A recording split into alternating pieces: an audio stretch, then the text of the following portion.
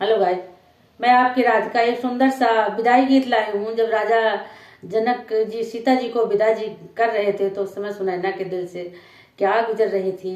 एक माँ एक पिता कितना भी खर्च शादी में कर दे, लेकिन जब बेटी की विदाई होती तो उसका कलेजा फटता है। तो माँ सुनैना क्या कह रही हैं, उनके दिल का दर्द सुनिए आप। जाई दशरथ जी से कहिदा, दुलारी मोरी विदा न होइए। जाई दशरथ जी से कहिदा, दुलारी मोरी विदा न होई है, विदा न होई है, विदा न होई। एक माँ के दिल की बात है ये। के ना जमुनवा से जल भरी लई है, के ना जमुनवा से जल भरी लई है, के नाली पे चौपारी, दुलारी मोरी विदा न होई है।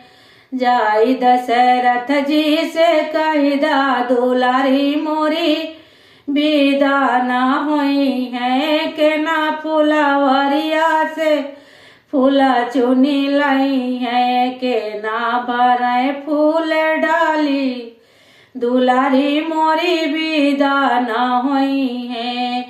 जाई दशरथ जी से कहिदा, दुलारी मोरी विदा न होई है, के ना जामुनवा से जला भरी लई है, के ना सिंचाए फुलवारी, दुलारी मोरी विदा न होई है, के ना सिंचाए फुलवारी, दुलारी मोरी विदा न होई है। जाई दशरथ जी से कहिदा, दुलारी मोरी विदा न होई है।